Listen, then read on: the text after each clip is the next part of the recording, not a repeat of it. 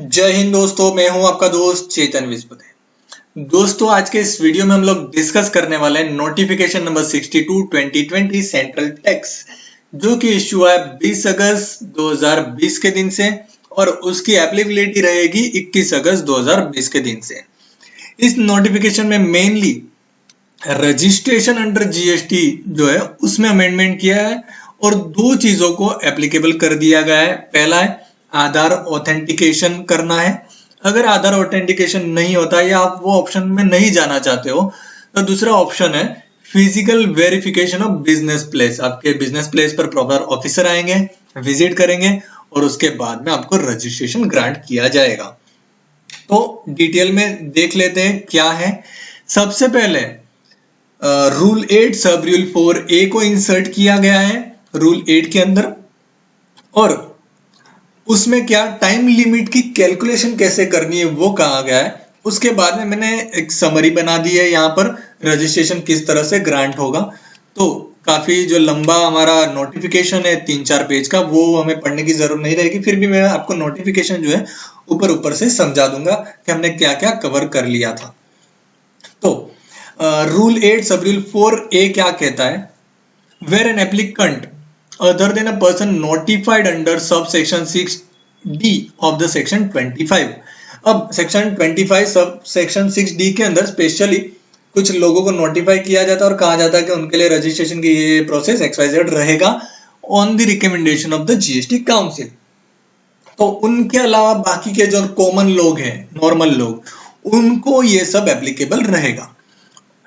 The applicant who opts for authentication of Aadhaar number, he shall, while submitting the application under sub rule 4 with effect from 21st August 2020, undergo authentication of Aadhaar number। तो जिसने opt किया है उसको आधार authentication करना रहेगा। And the date of submission of the application in such case shall be the date of authentication of Aadhaar number। तो जिस दिन आपने एप्लीकेशन को सबमिट कर दिया वो दिन कैलकुलेट नहीं करना है। जिस दिन आपने ओटीपी किया या आधार से आपकी एप्लीकेशन को वेरीफाई कर दिया उस दिन से माना जाएगा कि आपकी एप्लीकेशन सबमिट हुई है। और 15 days from the submission of the application in part B of form GST REG1 under sub rule 4 whichever is earlier. Suppose करो आपने आज एप्लीकेशन सबमिट कर दी, लेकिन ऑथेंटिकेशन जो करना था आधार से ओटीपी का यूज करके वो आपने 16 दिन तक नहीं किया, तो एप्लीकेशन सबमिट कब मानी जाएगी? 15वें दिन से, जिस दिन आपने part B of form GST REG1 file किया था उस दिन से। या तो फिर आपने जिस दिन एक्चुअल में ओटीपी से वेरीफाई कर दिया आपकी application which ever is earlier, तो 15 दिन, या तो जिस दिन आपने ओटीपी किया, दोनों में से जो दिन पहले आ रहा है वो दिन से आपने एप्लीकेशन सबमिट कर दी है, ऐसा मान लिया जाएगा। अब दो ऑप्शन दिए गए, आधार बेस्ड वेरिफिकेशन, आप इस ऑप्शन का यूज कर सकते हो या तो नहीं कर सकते हो। अगर नहीं करते हो तो फिजिकल वेरिफिकेशन होगा। अगर यूज करते हो तो क्या रहेगा? आपको आधार ऑथेंटिफिकेशन करना रहेगा। एप्लीकेशन सबमिट करने के बाद में आप जब एप्लीकेशन आपका आधार नंबर दोगे, वो सारी डिटेल देने के बाद में आपके रजिस्टर्ड मोबाइल और ईमेल आईडी पर लिंक आएगी और उससे आपको आपकी एप्लीकेशन ऑथेंटिकेट कर देनी है। अगर आपने ऑथेंटिकेट कर दिया है, सक्सेसफुल हो गया है सब कुछ, तो विद इन 3 वर्किंग डेज आपकी एप्लीकेशन जो होगी वो अप्रूव हो जाएगी। अगर 3 वर्किंग डेज में अप्रूव नहीं होती है या तो ऑफिसर ने अप्रूव नहीं किया, तो वो रजिस्ट्रेशन को डीम टू बी रजिस्टर्ड मान लिया जाएगा, यानी कि आपकी 3 दिन के बाद में एप्लीकेशन कंफर्म एक्सेप्ट हो जाएगी। सपोज करो आपने आधार ऑथेंटिफिकेशन का ऑप्शन तो ले लिया, लेकिन आप आधार वेरीफाई नहीं कर पाए पर्टिकुलर डेज के अंदर, या तो फिर आपका जो ओटीपी का कुछ इश्यू आ रहा है या XYZ कोई भी रीजन की वजह से आधार वेरीफाई या ऑथेंटिकेट नहीं हो पाया, तो आप अपने आप फिजिकल वेरिफिकेशन वाला जो मोड है उसमें चले जाओगे। और वहां पर क्या होगा, प्रॉपर ऑफिसर जो होंगे वो विद इन 21 डेज में आपके बिजनेस प्लेस को वेरीफाई कर लेंगे और आपको रजिस्ट्रेशन का जो नंबर होगा वो अप्रूव करके आपको दे देंगे। लेकिन सपोज करो अगर 21 डेज तक कोई आया ही नहीं तो क्या होगा, या तो फिर प्रॉपर ऑफिसर ने कोई शो कोज नोटिस नहीं आपको भेजी, तो ऐसा माना जाएगा कि आपकी एप्लीकेशन जो है वो डीम टू बी अप्रूव हो गई। तो 21 डेज का टाइम रहेगा प्रॉपर ऑफिसर के लिए। अब यहां पर और एक प्रोविजो है, उसमें क्या लिखा है, provided further that the proper officer may for the reason to be recorded in writing and with the approval of an officer not below the rank of joint commissioner in lieu of the physical verification of the place of business carry out verification of such document as he may deem fit। Suppose करो अभी ये Covid का situation है, हो सकता है officer visit करने ना आए, तो प्रॉपर ऑफिसर जो होगा या होंगे उनको जो हायर ऑथोरिटी है जॉइंट कमिश्नर या उनके लेवल के या उनके ऊपर के लेवल के जो ऑफिसर होंगे उनकी परमिशन से जो फिजिकल वेरिफिकेशन ना करके सिर्फ डॉक्यूमेंटेशन वेरीफाई करके रजिस्ट्रेशन ग्रांट कर सकते हैं।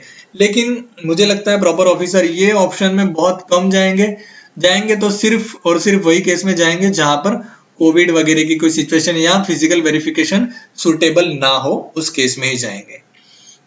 तो एकदम सिंपल है, अगर ऑथेंटिकेट कर देते हो आप आधार से तो 3 वर्किंग डेज में मिल जाता है, अगर नहीं मिलता है तो डीम टू बी रजिस्टर्ड माना जाएगा।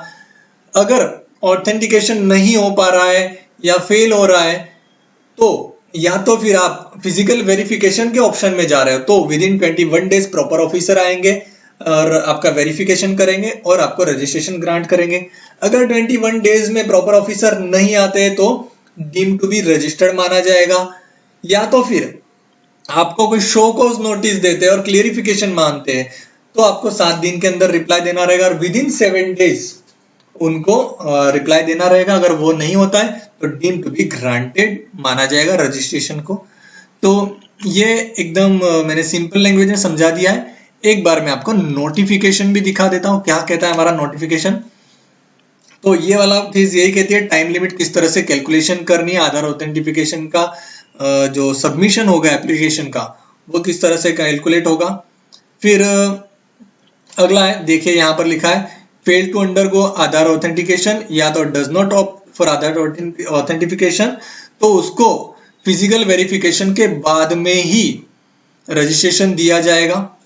और यहाँ पर भी अगर कोई पर्सन जो प्रॉपर ऑफिसर है वो फिजिकल वेरिफिकेशन नहीं कर पाते तो जॉइंट कमिश्नर या उनके अबो की जो रैंक है वो ऑफिसर की परमिशन लेकर सिर्फ डॉक्यूमेंट वेरीफाई करके आपको रजिस्ट्रेशन दे सकते हैं।